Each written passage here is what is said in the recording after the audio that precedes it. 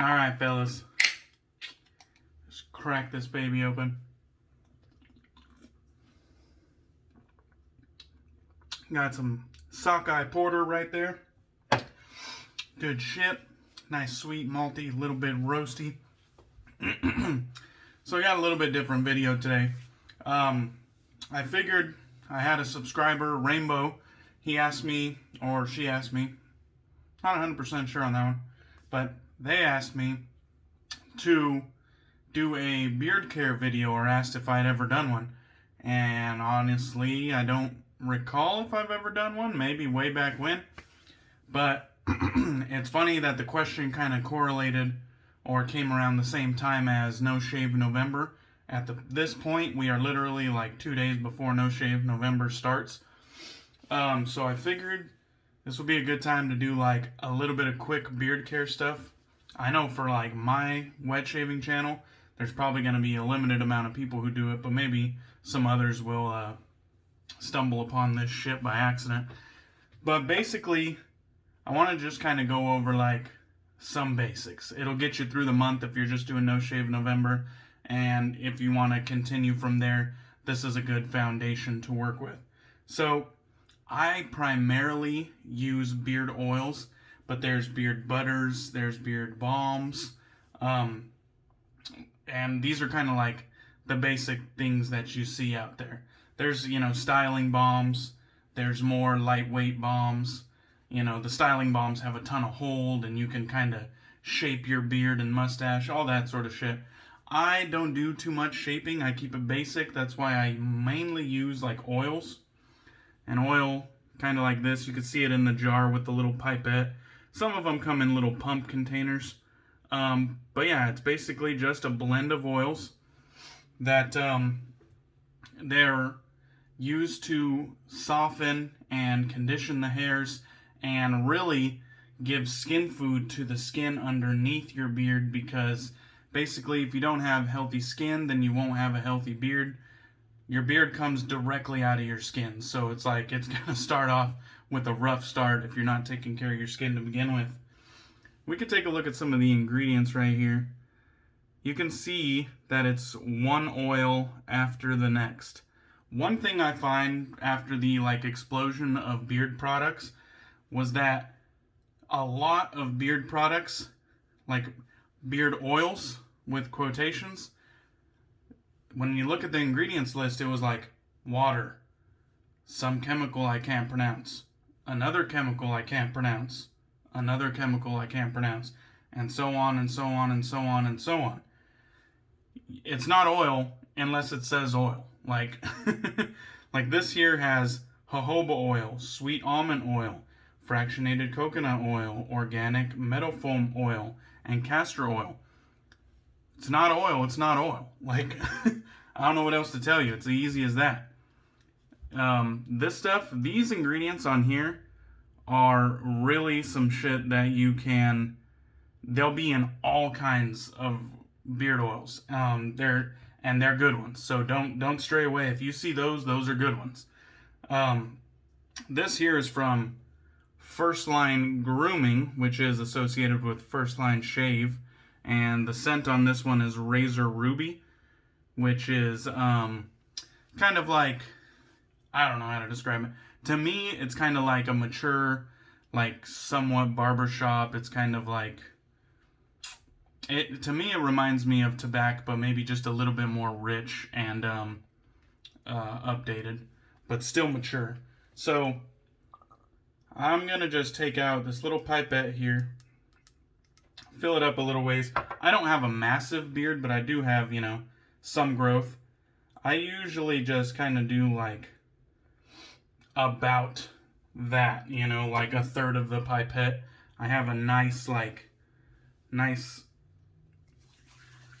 quarter size amount of oil in my hands. Sometimes I do a little less, sometimes I do a little more, but it's generally like 14, 15 drops in that area. I have multiple oils, so I'm not really stingy with it. But what I'm doing is I'm kind of giving a nice even spread on my hands, kind of also getting like between the fingers so that it's in there, and warming it up. And then I start from the bottom and get all the way down to skin level. Like I'm not way up here.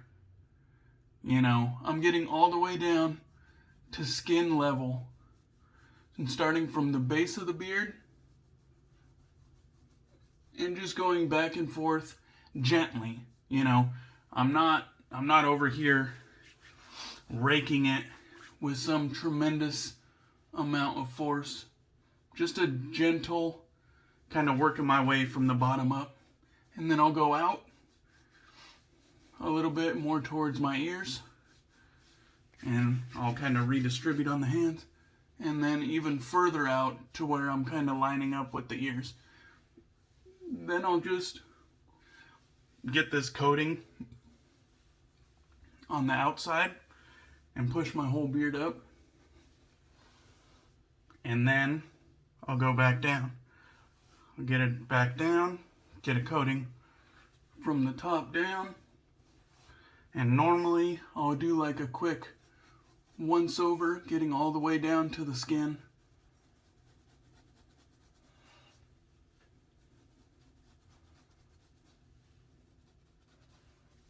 And there we go. Sometimes I'll do a little, give the mustache some love. And then all this residual, these oils are skin food. So like, you know, don't be afraid to waste that residual that's still on your hands. These are skin food. Like I said, if it's good for your skin, it's good for your beard. I put it on my dry elbows. And I just try to get as much of that residual off so it's really not going to waste. And there we are. So, beard oil has been applied. With balms or butters, they'll be a little bit more solidified, obviously. But you'll still get kind of like a nice sized dollop. Maybe like a dime size or something like that if you have a beard similar to mine. You'll do the same thing. Smear it around your hands. Kind of get it to where it melts and emulsifies. And just smear it around your hands and then do the same exact thing. Get it all the way down to skin level. Get it well distributed between the hairs. And then give it a rough shape just with your hands, you know. Now, I have this gift that was given to me by my buddy. See, it has some fucking some hair right there. But this is a wood brush. It was handmade, hand sanded, and then a coat was put around it. You don't need it to be something fancy like this. It could be a plastic brush. One thing I do kind of recommend is finding something of decent quality, because if it's mold pressed, which means like, you know, they just poured plastic or whatever into a mold and pressed it, and then once it cured, they took it out. Those molds leave kind of like microscopic, or sometimes they're big enough to even be seen, but there's burrs and whatnot, and it creates static, it creates split ends. It's generally, you know, not as smooth going through. So something handmade, or at least something that has good reviews, that it's been, you know, it high quality is all I'm saying. Doesn't necessarily have to be expensive, but you don't want it to be cheap either. You know what I mean? A good comb is gonna last you a long time, so don't be a cheapskate. Anyhow, I start with the one with a little bit more wide tooth, and I'm not going necessarily all the way to the bottom deep. I don't know how to show you, but I'm not necessarily going deep right away. Doing a little bit of foreplay and kind of working my way down. Just kind of starting from the top, then going a little bit deeper, then a little bit deeper, then a little bit deeper. So kind of getting those surface knots out, then like the mid-level knots, then going deep to where it's touching the skin and getting those base level knots out. And this can be done really fast. Like, it might look like, holy fuck, that's gonna add 30 minutes to my morning process. It doesn't. I mean, when you're not making a video and trying to be overly explaining things, it doesn't take that long. It can be done really fast, probably less than 5 minutes. So don't let that scare you off. Now, I also have a couple combs here. This one is made from Can of Inglewood. This one is made by Oster Professional. This is the one my barber uses. I like the way that it kind of like glided through my hairs real well, even though it was a fairly fine tooth. I'm unsure about this one though, because I'm unsure if it's pressed. I don't see any burrs in it whatsoever, but I'm unsure. Did have good reviews though, so I do use this one occasionally. Kent, however, I do know is at least hand sanded. Even if it's press molded, I know that it's sanded to where it's smooth between the teeth. So I do use that. It's not quite as tall as the Oster, but you could see it's picking up some snags that the wide tooth one didn't get. So it's kind of the same process. Start with the surface, then slowly work your way deeper. Start at the surface. And once you kind of break them free, then go a little bit deeper. And you don't ever have to force yourself. Like if there's one that's like really locked in and that knot isn't wanting to give way, just pull back, start a new stroke, pull back, start a new stroke. You don't have to force it through. Alright? This doesn't have to be painful or unenjoyable. If it's having problems, just back off and start a new stroke. But that's pretty good right there for me. Now my beard is combed out and it's well oiled. You know, a nice comb will help distribute those oils even better than your, chunky fingers will. And then kind of like the last step would be to get a brush. This one is actually just synthetic fibers, I'm sure. And they're soft, but they do have a bit of backbone. I also have a boar brush that's a lot more stiff and will whip some of that bed beard unruly hairs into shape. And that one has more stiff backbone on its bristles. But this one works for me the majority of the time. It's just a cheap Cremo from Target. Cheap brush, and it just has some soft fibers on it. These have to be cleaned every so often, but that's not hard at all. Get you some brush cleaner, and it'll clean them right up. These I'm just doing really light pressure strokes, just kind of whipping those flyaways from the comb back down into in alignment with the rest of my beard and shape. And some people even kind of like get it with their hand and kind of get like a double action going. That's fine too. Whatever. I mean, you'll find your own preference, but now you have it like completely lined up, kind of puff it out. And it's like all in shape, all straight down. I don't have a huge beard, like I said, but that's the quick and easy, the quick and simple of like applying some beard product in the morning. Like I said, you can condense this to 5 minutes or less. Now let's talk about a few other things. The mustache, if you got like, amateur mustache like I do or beyond, this can also come in handy. The combs can also come in handy. They're multi-purpose. I usually just kind of get a little to the side. It's fairly well trained, which means, I've been doing this for months and years. It's fairly well trained to just go to the sides. But if your hairs come over your lip, get yourself a decent set of scissors. These ones were from Beard Brand. I've had them a long time. Beard Brand isn't like the fucking end-all be-all, but this is a decent pair of scissors, no doubt about it. And basically, if your hairs start going like way over your mustache, what I learned from someone else was that you kind of smile, and it actually like straightens out your mustache. So instead of having like this downward action, you smile, your mustache kind of just shoots straight down.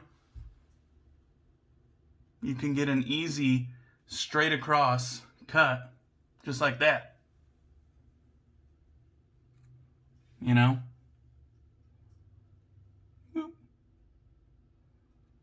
But, I mean, mine are alright right now. They're not like hanging way below my mustache. But that's a good technique. Smile, see where you're at. You can see that straight line that goes across.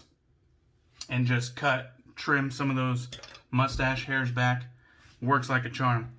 Another thing is that if you're going to be in it for the long haul, for the whole month or beyond, you're going to want some washing and showering products for your beard. You don't need to wash your beard every single day. Just run some hot water through it, run your hands through it, and then maybe twice a week, maybe, midweek on Wednesday, and then again on Saturday, you could do a washing, which you can get an actual beard wash, which is probably recommended because you don't want to necessarily, by cleaning it, you're going to be stripping all the oils out of it. So then you need to build it back up. You could do what I do. I wash with conditioner, basically. I'll use this beard conditioner. This one's from Zingari, man. And it's basically a soap puck. I just kind of rub it in there, get some in there, and then I'll do the rest with my hands. And once or twice a week, I just fucking wash the beard with some conditioner. Do not get out of the shower without drying off your beard and then immediately applying some oils or something to help it bounce back from being stripped. And so definitely make sure as soon as you get out of the shower, apply some oils and then you're set. That way it just bounces back and doesn't get all dry and crispy twice a week. You want to make sure that you take care of it after you're done with the shower. So, and then other than that, basically what I do is like in the morning before I go to work, I'll apply some oils. When I hop out of the shower at night, I'll apply some oils. And that's about it. I don't need any more. I don't need, multiple times. I don't need to do it on my lunch break, really. I just, when I go to work and after I hop out of the shower after work, I put some oils in. That way my beard is fucking healthy and rocking. I think that covers the majority of it. I hope that at least gives you somewhere to start. And like I said, don't be scared about the amount of time this is going to take in the morning. About 5 minutes, you'll be able to rock it out. You'll see it. It's really easy. Get the oils in your beard, comb it out, brush it down. You're fucking set. You know what I mean? That's it. So, I hope this was helpful. Thank you, Rainbow, for giving me the idea to do this. And I hope all of you that are interested in No Shave November get some value out of this as well. Yeah, I guess that's going to be it. So thank you guys for your support. Hope this was helpful. If it didn't interest you at all, maybe you could pass this knowledge on to a bearded friend of yours. Anyhow, I'm out of here, fellas. Cheers, and I'll catch you on the next one.